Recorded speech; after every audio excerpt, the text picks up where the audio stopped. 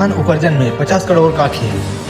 कांग्रेस ने सरकार पर लगाया बड़ा आरोप। खबर कांकेर जिले के पखांजूर में धान उपार्जन के दौरान गंभीर अनियमितताओं के आरोपों के ने एक बार फिर सरकार को कार्य प्रणाली पर सवाल खड़ा कर दिया है।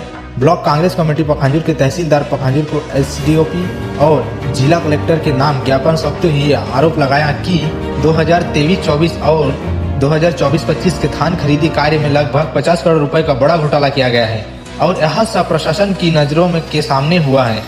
कांग्रेस पदाधिकारियों का कहना है कि सरकार अनाज खरीदी में पारदर्शिता की बात करती है, लेकिन जमीनी हकीकत बिल्कुल उल्टा है।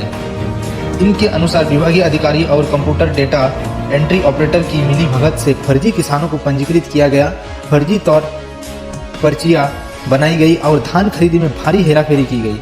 कांग्रेस ने यह भी आरोप लगाया है कि कर्मचारियों पर पहले ही गड़बड़ी के आरोप थे, उन्हीं को फिर से नियुक्त कर सरकार ने भ्रष्टाचार की खुली छूट दे दी। इससे यह संदेह और गहरा हो जाता है कि पूरा मामला सिर्फ निचले स्तर की लापरवाही नहीं है, बल्कि यह संगठित तंत्र का हिस्सा है। कांग्रेस का कहना है कि शासन द्वारा बनाई लिस्ट को हटाकर भाजपा अब अपने कार्यकर्ताओं के बीच धान फाड़ियों का बंदरबाट कर रही है। कांग्रेस नेताओं ने चेतावनी दी है कि यदि समय पर कार्रवाई नहीं की हुई तो इसे किसानों के साथ धोखा और सरकारी संरक्षण में हो रहा घोटाला माना जाएगा।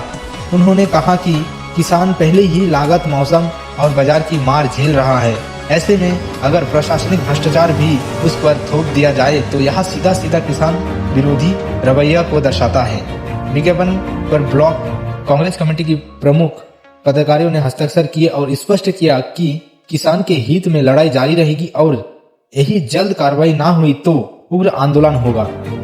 पखांजूर से संवाददाता किशोर वाला की रिपोर्ट। पिछले जो 2 सत्र से 2023-24, 2024-25 में जो धान खरीदी इनके द्वारा किया गया है, जो अधिकारी कर्मचारियों और डाटा एंट्री ऑपरेटर के द्वारा किया गया है, तो उनके द्वारा लगभग 39 धान खरीदी केंद्र है हमारे, उसमें लगभग 50 करोड़ का इन लोगों ने सुखद और शॉर्टेज के माध्यम से गबन का कार्य किया, 50 करोड़ का।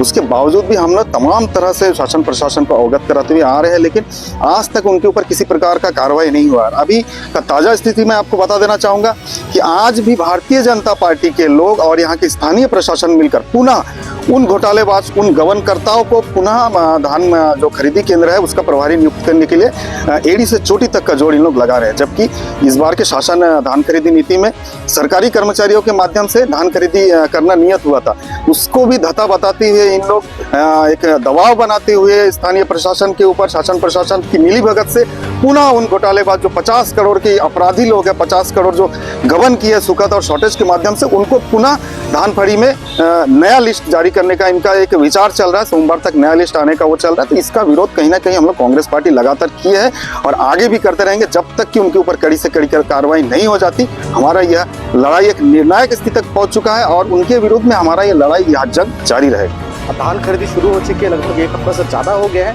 लेकिन आज तक सही तरीके से धान खरीदी शुरू नहीं हो पाया है। कारण यह है कि लगातार भारतीय जनता पार्टी के जो नेता है, यहाँ के सांसद है, यहाँ के विधायक है, पुनः ये जो कर्मचारियों को नियुक्त किया गया था शासन स्तर पर, उनको हटाकर यहाँ के स्थानीय कार्यकर्ताओं को फिर से धान फड़ों का संचालन करने के लिए जिद में अड़े हुए हैं। लगातार उनका प्रशासन और शासन के ऊपर दबाव बना हुआ है, जिसके विरोध में आज हमने यहाँ ज्ञापन दिया है। मामला है पिछले 2 साल का। लगातार पिछले 2 साल में लैंप्सों में, हमारे परगपुर क्षेत्र के सारे लैंप्सों में लगभग 50 करोड़ रुपए का सुखद घोटाला हुआ है। आज तक उस सुखद घोटाले का राशि जमा नहीं किया गया है। लगातार हम लगभग आज से पहले 10 बार हम ज्ञापन दे चुके हैं, हमारा 1 दिवसीय धरना प्रदर्शन भी हो चुका है। इसके बावजूद भी आज तक किसी तरह का कोई कार्रवाई शासन प्रशासन के द्वारा नहीं किया गया। नियमतः जो लोग गबन के आरोपी हैं उन पर सीधा FIR होता है, उनको जेल भेजा जाता है। उसके बाद उन पर जो सुखद का जो राशि है उनका वसूली का कार्रवाई किया जाता है। पर यहाँ सारे नियमों को अनदेखा करते हुए वापस उन्हीं घोटालेबाज लोग को धान फड़ी के जो धान खरीदी केंद्र है उनका संचालन करने के लिए दोबारा से उनको चयनित करने की तैयारी चल रही है। इसके विरोध में आज ब्लॉक कांग्रेस कमेटी ने यहाँ 1 दिवसीय ज्ञापन दिया है और आने वाले समय में अगर इनकी नियुक्ति पुनः हो जाती है, हम चुप नहीं बैठने वाले हैं। हमारा धरना प्रदर्शन लगातार जारी रहेगा। यहाँ से लेकर हम प्रदेश स्तर तक जाएंगे, राज्यपाल तक जाएंगे, जब तक इन घोटालेबाज पर तक कार्रवाई नहीं हो जाता और धान खरीदी की जो प्रक्रिया है वो जो वर्तमान जो धान खरीदी के जो नियम है छत्तीसगढ़ शासन की उस नियम के तहत नहीं हो जाती, हम लगातार इस लड़ाई को जारी रखेंगे। एक ज्ञापन जो है तहसीलदार को प्रस्तुत किया गया है ब्लॉक कांग्रेस कमेटी के माध्यम से, जिसमें जो पूर्व में जो गबन हो रहा है उसके संबंध में शिकायत की गई है। इसमें कार्यवाही के लिए सक्षम अधिकारी कलेक्टर महोदय हैं और डीआर होते हैं, तो उनको ज्ञापन को प्रेषित किया जा रहा है, उनके द्वारा कार्यवाही किया जाएगा।